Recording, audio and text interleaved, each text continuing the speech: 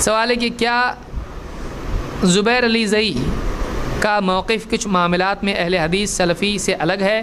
کیا ان سے علم دین حاصل کیا جا سکتا ہے؟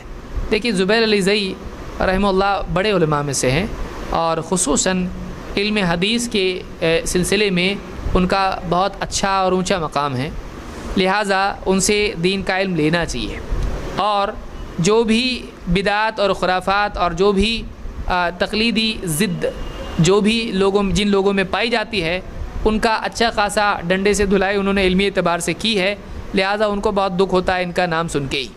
تو جو آدمی بدعات اور خرافات اور انحرافات وغیرہ کی تردید ہندوستان، پاکستان، برما، بنگلہ دیش اس پس منظر میں جو چاہتا ہے، تو اس کے لیے ان کی کتابیں بہت مفید ہیں۔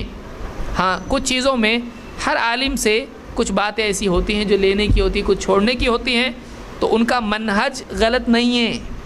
اب میں اتنا بڑا نہیں ہوں کہ ان کے منہج کے بارے میں بات کروں، وہ خود بڑے علماء میں سے ہیں، اور علماء نے ان کی قدر کی ہے۔ تھوڑا ان کی تحریرات میں تھوڑی سختی دکھائی دیتی ہے، لیکن وہ بھی دینی غیرت کی بنیاد پر ہے۔ اب کوئی آدمی حضرت عمر پہ اعتراض کرنے لگے بہت سخت تھے، تو یہ غلط بات ہوگی۔ کیوں؟ ان کی سختی ذات کی وجہ سے نہیں تھی، ان کی سختی دین کی وجہ سے تھی۔ تو علماء میں سے بھی بعض علماء ایسے ہوتے ہیں بہت نرم ہوتے ہیں، اور بعض علماء ایسے ہوتے ہیں بہت سخت ہوتے ہیں، لیکن ان کی سختی ذاتی نہیں ہوتی ہے۔ وہ جائیداد کی وجہ سے لڑ رہے ہیں لوگوں سے، ان کی سختی کیا ہے؟ کیوں ہے؟ پرسنل ہے؟ نہیں، ان کو بدعات سے اتنی چڑ ہے کہ لکھتے ہیں تو تھوڑا سختی سے لکھتے ہیں۔ ٹھیک ہے، آپ ان کی بات پہ دھیان دو، ان کے غصے پہ نہیں، ان کے غصے پہ دھیان مت دو۔ تو زبیر علی زئی یہ بڑے علماء میں سے ہیں، اور ہمارا اصول یہ ہے کہ کسی عالم کی ہم قدر کرتے ہیں تو اس کی تقلید نہیں کرتے ہیں۔